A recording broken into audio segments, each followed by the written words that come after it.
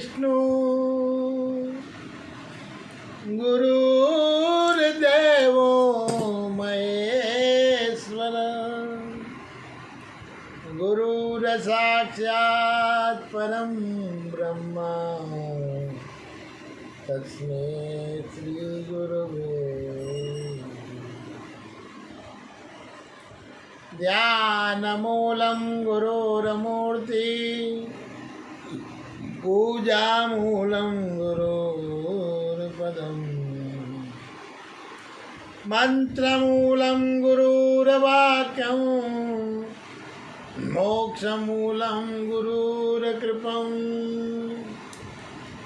अखण्डमण्डलकारं व्याप्तेन चराचरम् तत्पदं दर्शितं येन तस्मै श्रीगुरुवे नमः। अज्ञानतिमिरान्धस्य ज्ञानाञ्जनशलाकया चक्षुरुन्मीलितं येन तस्मै श्रीगुरुवे नमः। शङ्करं शङ्कराचार्यं केशवं बादरायणं सूत्रभाष्यकृतो वन्दे भगवन्तो पुनः पुनः। ईश्वरो गुरुरात्मेति मूर्तिवेदविभागिनी वयोम्बदव्यादयं दक्षिणमूर्ते मातंगी भुवनेश्वरी चबगुला धूमावती भैरवी तारासीन शिरोधरा भगवती श्यामा रमा सुंदरी धातो न प्रपन्ते वानकृतं फलं यस्य प्रसादं विनं त्वं वन्दे शिवरूपिणी निजगुरु सर्वासिद्धे प्रदम्। नारायणं नमस्कृतं नरं चैवं नरोत्तमं देवी सरस्वती व्यासं ततो जयामुदीरयेत्। श्री गुरुपदयुगवन्दके हरिचरणाचितदा श्रीमत्स्य पुराण कथा कौमुदी अनुसार प्राणिन को फल देत जो पाप पुण्य अनुसार उनकी कथा अनुपये मुदमंगलदान। बोलिए शंकर भगवान की जय, बोलिए श्री विष्णु भगवान की जय, बोलिए श्री कृष्ण भगवान की जय। हरि अनंत हरि कथा अनंत दीन दयाल जीवन निरवंत दीन दयाल जीवन निरवंत। बोलिए श्री विष्णु भगवान की जय, बोलिए सूर्य भगवान की जय। मत्स्य पुराण कथा बड़ी विचित्र कथाएं भगवान की मनुष्य के जीवन का आधारी हरि अनंत हरि कथा अनंता दीन दयाल जीवन निरवंत। मत्स्य पुराण कथा 180वां अध्याय। मत्स्य पुराण की परम यात्रा ज्ञान योग यात्रा में आज हम 732 किलोमीटर की यात्रा पर पहुंच चुके हैं और 180वां जंक्शन है जिसमें बड़ी कृपा भगवान की हो रही है। वाराणसी महात्मा भोलेनाथ की नगरी प्रसंग में हरिकेश्वर के यक्ष की तपस्या और अभिमुक्त की शोभा और उसका महात्म्य तथा हरिकेश को शिवजी द्वारा वर प्राप्ति श्रुतोऽन्धकावदं सुता यथावतं तवधूदीरिता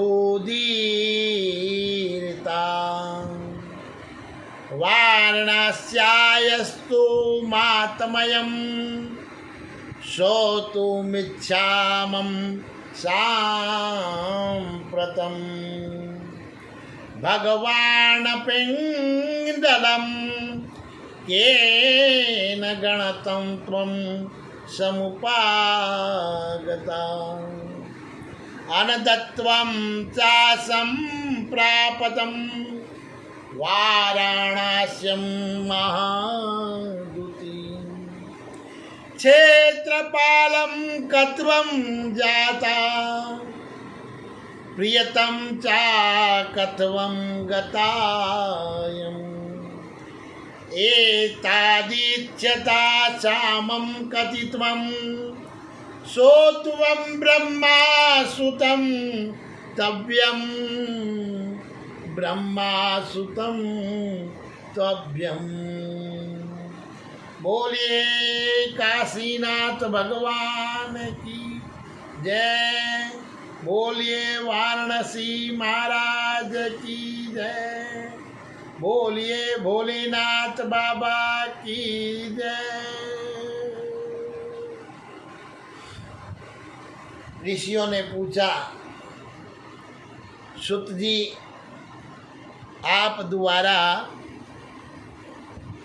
कहा गया अंधक वंद का प्रसंग तो हम लोगों ने यथार्थ रूप से सुन लिया है।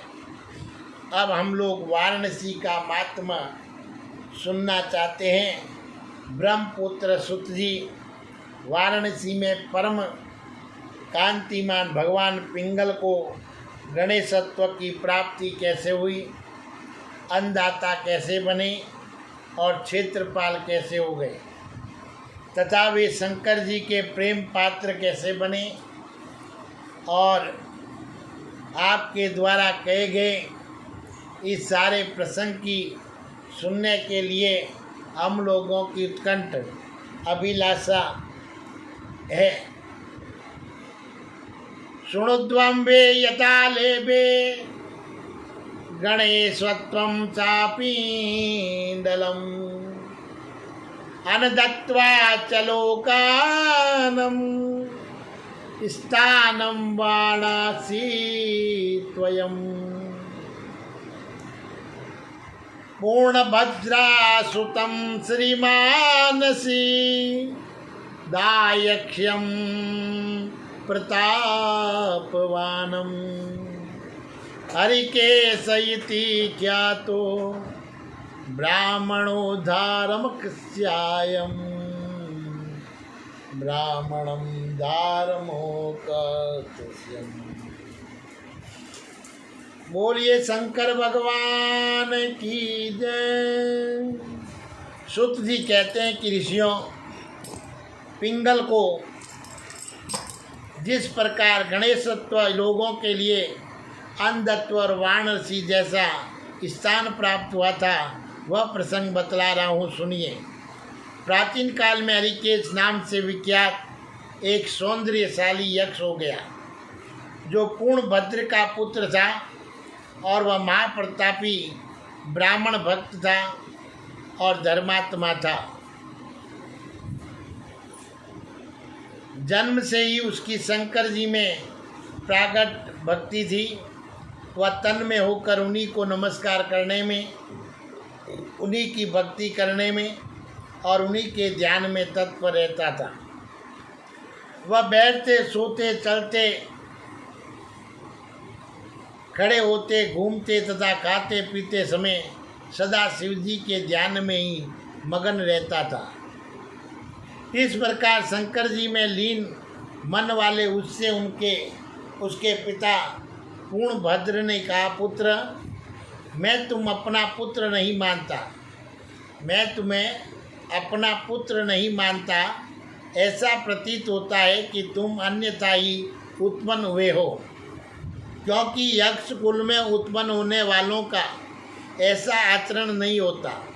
तुम गुवाक हो, राक्षस ही स्वभाव से कुल चित्त वाले और मांसभक्षी, सर्वभक्षी और हिंसापरायण होते हैं। महात्मा ब्रह्म द्वारा ऐसा ही निर्देश किया गया है, तुम ऐसा मत करो, क्योंकि तुम्हारे लिए ऐसी वृत्ति नहीं बतलाई गई है। गृहस्थ भी अन्य आश्रमों का कर्म नहीं करते, इसलिए तुम मनुष्य भाव का परित्याग करके यक्षों के अनुकूल विविध कर्मों का आचरण करो। यदि तुम इस प्रकार विमार्ग पर ही स्थित रहोगे तो मनुष्य से उत्पन्न हुआ ही समझे जाओगे।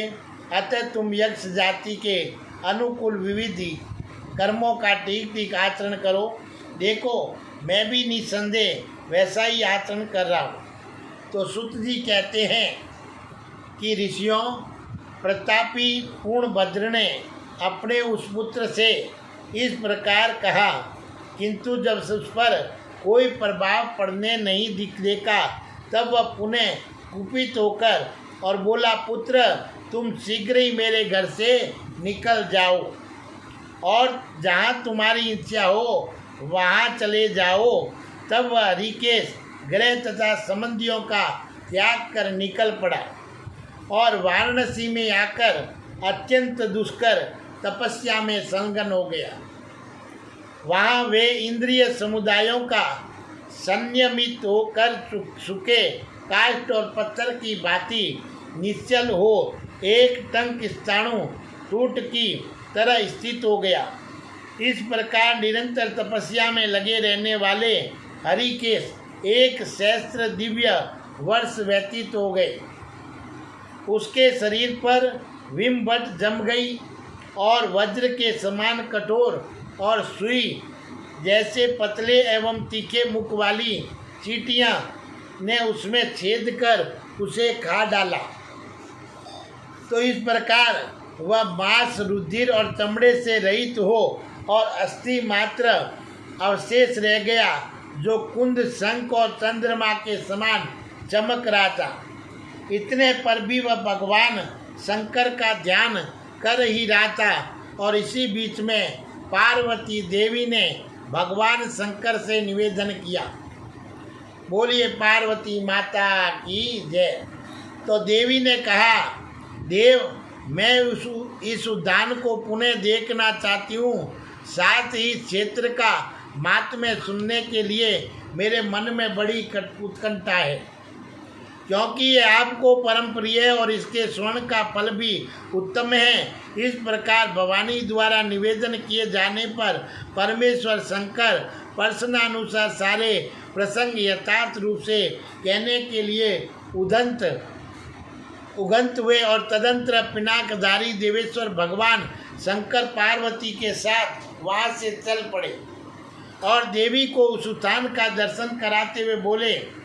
देवादिदेव शंकर ने कहा, रोत पुलनाना विधि गुल्म शोभितम लता प्रतानावंतम मनोरम। देवादिदेव शंकर ने कहा, प्रिय, ये उत्थान खिले हुए नाना प्रकार के गुल्मों से सुशोभित हैं। ये लताओं के विस्तार से अवनत होने के कारण मनोर लग रहा है। इसमें चारों ओर पुष्पों से लदे हुए प्रियंक के तथा भली भांति खिली हुई कटली केतली के वृक्ष दिख रहे हैं।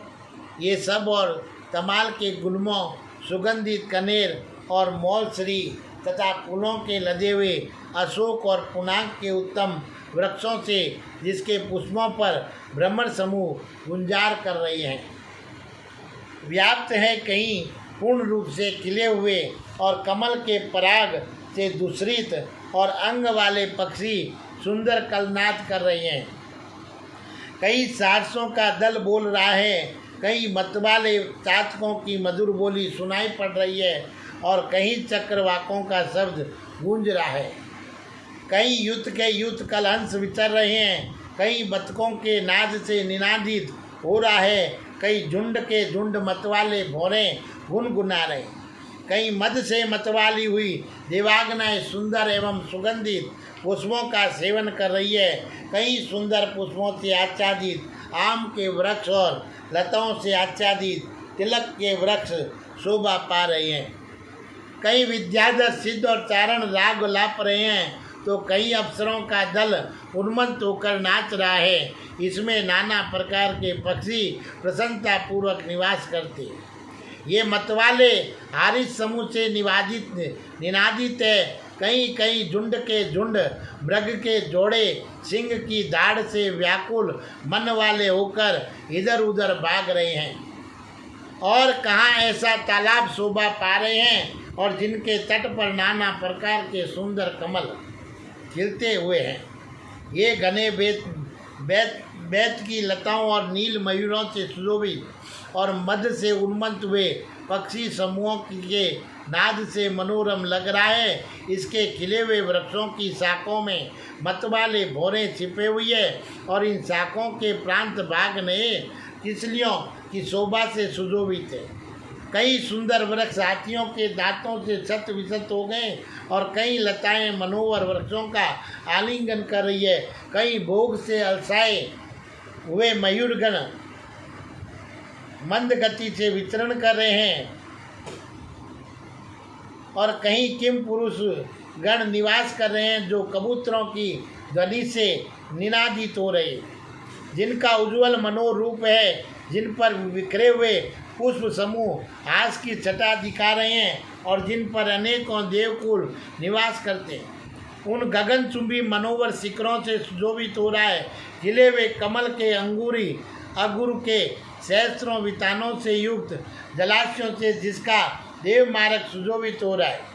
उन मार्ग पर पुष्प बिखरे हुए हैं, वह विचित्र भक्ति से युक्त और पक्षियों से सेवित गुल्मों और वृक्षों से युक्त है, जिनके अग्र भाग ऊंचे हैं, जिनकी शाखों का प्रांत भाग नीले पुष्पों के गुच्छों के बाहर से झुके हुए हैं तथा जिनकी शाखों के अंतर्भाग में लीन मत वाले भ्रमर समूहों की स्वर्ण सुखदायिनी मनोर गीत हो रही है। ऐसे अशोक वृक्षों से युक्त है। रात्रि में अपने खिले हुए तिलक वृक्षों से चंद्रमा की चांदनी के साथ एकता को प्राप्त हो जाता है। कई वृक्षों की छाया में सोए हुए, सोकर जगे हुए तथा बैठे हुए हरिण समूहों द्वारा काटे गए दुराग्नों के अग्रभाग से युक्त है। कहीं हंसों के पंख हिलाने के लिए चंचल हुए कमलों से युक्त निर्मल एवं विस्तीर्ण जल राशि शोभा पा रही है। कहीं जलाशयों के तट पर उगे हुए फूलों से संपन्न कंदली के लता मंडलों में मयूर नृत्य कर रहे हैं और कहीं जड़कर गिरे हुए चंद्रक युक्त मयूरों के पंखों से भूतल अनुरक्षित हो रहा है। जगह जगह पृथक पृथक युद्ध बनाकर हर्षपूर्वक विलास करते हुए मत वाले हरित पक्षियों से युक्त वृक्ष शोभा पा रहे हैं। किसी प्रदेश में सारंग जाति के मृग बैठे हुए हैं। कुछ भाग विचित्र पुष्प समूहों से आच्छादित है। कई उन्मत्त हुए किन्नराग ने और हर्षपूर्वक सुंदर गीत अलाप रही है, जिनसे वृक्ष खंड मुखरित हो रहा है। कई वृक्षों के नीचे मुनियों के आवास स्थान बने हैं, जिनकी भूमि लिपि पोती हुई है और उन पर पुष्प बिखेरे हुआ है। कई जिनमें जड़ से लेकर अंत तक फल लदे हुए हैं। ऐसे विशाल एवं ऊंचे कटल के वृक्षों से युक्त है। कई खिली हुई अतिमुक्तक लता के बने हुए सिंधों के ग्रह शोभा पा रहे हैं, जिनमें सिद्धाग्नों के स्वर्ण में नूपुरों का सुर में नाद हो रहा है। कई मनोर प्रियंगु वृक्षों की मंजरियों पर भंवरे मंडरा रहे हैं। कहीं पर भ्रमर समूहों के पंखों के आकाश से कंदप के पुष्प नीचे गिर रहे हैं। कई पुष्प समूहों का स्पर्श करके बहती हुई वायु बड़े बड़े वृक्षों के ऊपर की शाखों को झुका दे रही है और जिनके आघात से बांसों के झुरमुंड भूतल पर गिर जा रहे हैं। उन गुल्मों के अंतर्गत हरिणियों का समूह छिपा हुआ है और इस प्रकार ये उपवन मोहग्रस्त प्राणियों को मोक्ष प्रदान करने वाला है।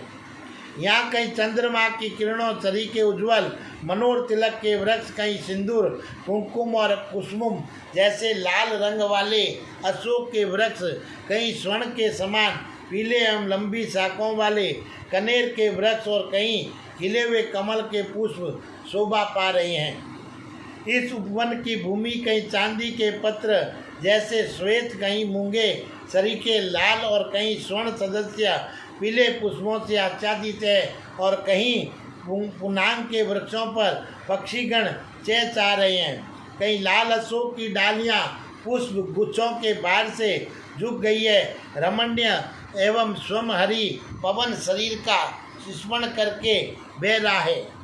उत्फुल्ल कमल पुष्पों पर भौरे गुंजार कर रहे हैं और इस प्रकार समस्त भुवनों के पालक जगदीश्वर शंकर ने अपने प्रिय गणेश्वरों को साथ लेकर इस विविध प्रकार के विशाल वृक्षों से युक्त तथा उन्मत्त और हर्ष प्रदान करने वाले उपवन को हिमालय की पुत्री पार्वती देवी को दिखाया। देवी ने पूछा, देव अनुपम शोभा से युक्त इस उद्यान को तो आपने दिखला दिया, अब आप पुनः इस क्षेत्र के संपूर्ण गुणों का वर्णन कीजिए। इस क्षेत्र का तथा अभिमुक्त का महात्म्य सुनकर मुझे तृप्ति नहीं हो रही है, अतः आप पुनः मुझसे वर्णन कीजिए। तो देवादिदेव शंकर बोले, देवी मेरा ये वाराणसी क्षेत्र परम गुहा है, ये सर्वदा सभी प्राणियों के मोक्ष का कारण है। देवी क्षेत्र में नाना प्रकार का स्वरूप धारण करने वाले नित्य मेरे लोक के अभिलाषी मुक्त आत्मा जितेंद्रिय सिद्धगण मेरा व्रत धारण कर परम योग का अभ्यास करते हैं। अब इस नाना प्रकार के वृक्षों से व्याप्त अनेक विध पक्षियों द्वारा निनादित कमल और उत्पल के पुष्पों से भरे हुए सरोवरों से सुशोभित और अप्सरों तथा गंधर्वों द्वारा सदा संसेवित इस शुभ में उपवन में जिस हेतु से मुझे सदा निवास करना अच्छा लगता है उसे सुनो। मेरा भक्त मुझमें मन लगाकर सारी क्रिया मुझमें समर्पित कर इस क्षेत्र में जैसी सुगमता से मोक्ष प्राप्त कर सकता है, वैसा अन्यत्र कहीं नहीं प्राप्त कर सकता। ये मेरी मान दिव्य नगरी गुहा से भी गुहातर है। ब्रह्मा आदि जो सिद्ध मुमुक्ष हैं वे इसके विषय में पूर्ण रूप से जानते हैं। अतः यह क्षेत्र मुझे परम प्रिय है और इसी कारण इसके प्रति मेरी विशेष रति है। चूँकि मैं कभी भी इस विमुक्त क्षेत्र का त्याग नहीं करता, इसलिए ये मान क्षेत्र अविमुक्त नाम से कहा जाता है। और नैमिष्य, कुरुक्षेत्र, गंगा द्वार और पुष्कर में निवास करते तथा स्नान करने से यदि मोक्ष की प्राप्ति नहीं होती तो इस क्षेत्र में वह प्राप्त हो जाता है। इसलिए उनसे विशिष्ट है प्रयाग में अथवा मेरा आश्रय ग्रहण करने से काशी में मोक्ष प्राप्त हो जाता है। बोलिए काशीपति नाथ की जय।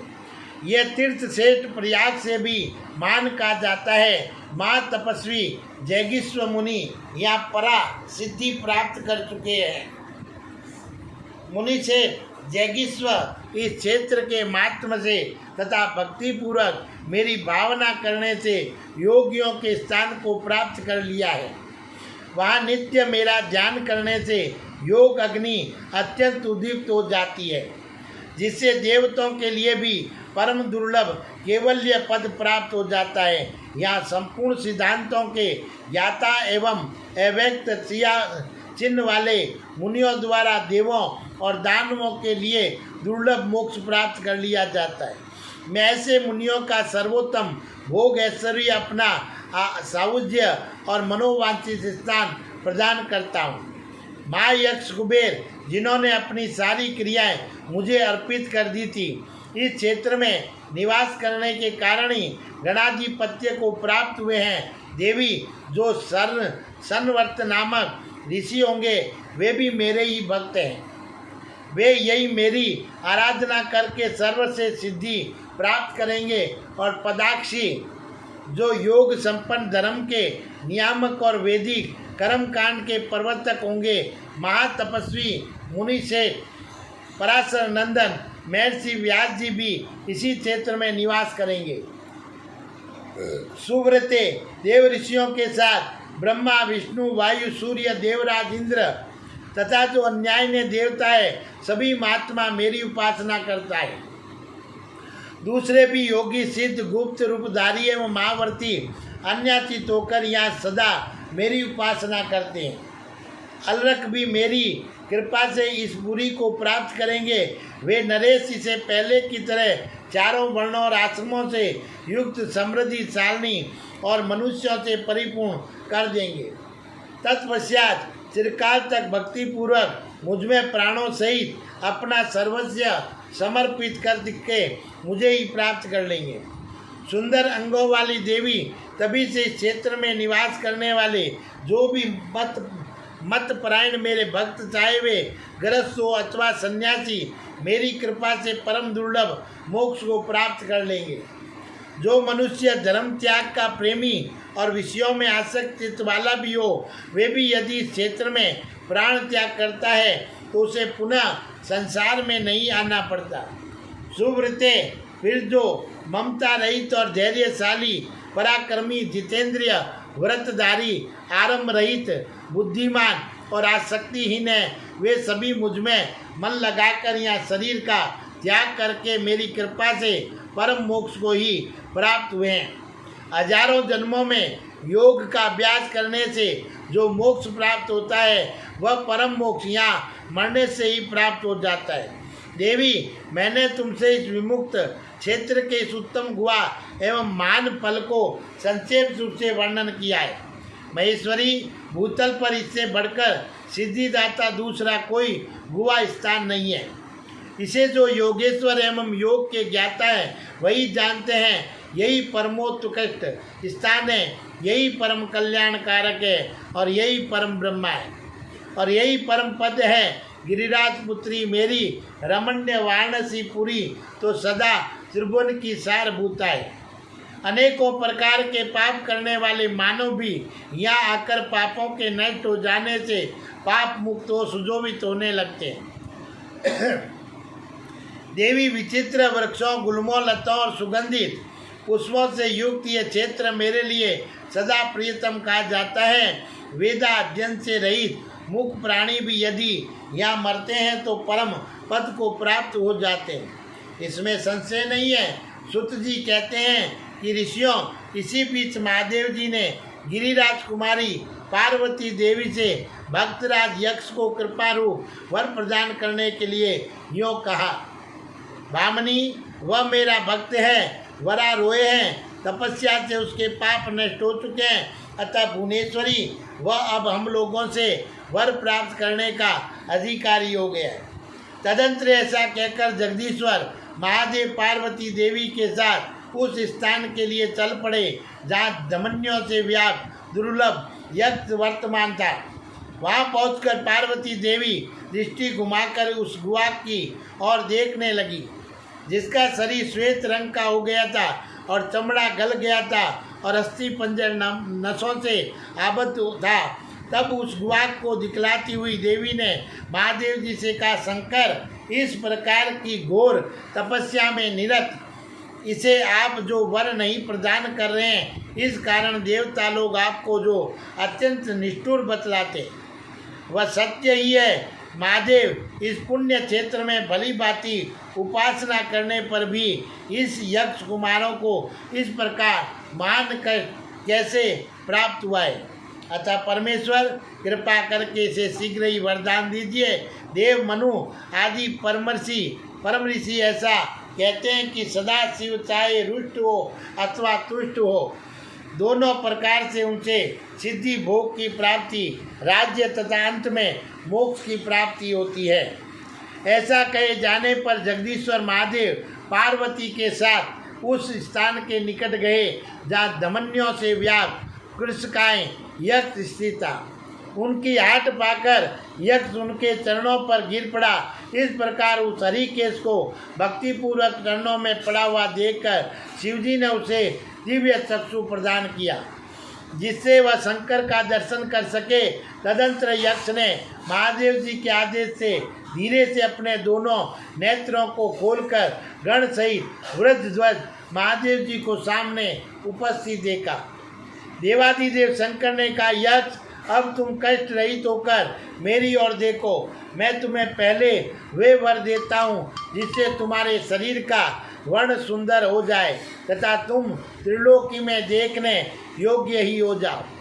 सूत जी कहते हैं, ऋषियों, तत्पश्चात वरदान पाकर वह अक्षत शरीर से युक्त हो चरणों पर गिर पड़ा और फिर मस्तक पर हाथ जोड़कर सन्मुख खड़ा हो गया और बोला, भगवान, आपने मुझसे कहा कि मैं वरदाता हूँ, तो मुझे ऐसा वरदान दीजिए कि आप में मेरी अनन्य एवं अटल भक्ति हो जाए। मैं अक्षय अन्न का दाता तथा लोकों के गणों का अधीश्वर हो जाऊं, जिससे आपके अभिमुक्त स्थान का सर्वथा दर्शन कर सकता हूँ, करता रहूं। देवेश, मैं आपसे यही उत्तम वर प्राप्त करना चाहता हूँ। तो देव ने कहा, यक्ष, तुम जरा मरण से विमुक्त, संपूर्ण रोगों से रहित, सबके द्वारा सम्मानित धनदाता गणाध्यक्षक होंगे। जरा मरणम संत्यसात् सर्वरोगम पराजितम भवस्यासि गणाध्यक्षो धनदा सर्वपूजितम। तुम सभी के लिए अजय, योगेश्वर युक्त, लोगों के लिए अन्नदाता, क्षेत्रपाल, महाबली, मान पराक्रमी, ब्राह्मण भक्त, मेरा प्रिय, त्रिनेत्रधारी, दंडपाणी तथा महायोगी होगे। उद्ब्रह्म और संभ्रम, ये दोनों गण तुम्हारे सेवक होंगे। ये उद्ब्रह्म और संभ्रम तुम्हारी आज्ञा से लोक का दर्शन कार्य करेंगे। सूत जी कहते हैं, ऋषियों, इस प्रकार देवेश भगवान महेश्वर वहाँ उस यक्ष को गणेश्वर बनाकर उसके साथ अपने निवास स्थान को लौट गए। बोलिए शंकर भगवान की जय, बोलिए मत्स्य भगवान की जय।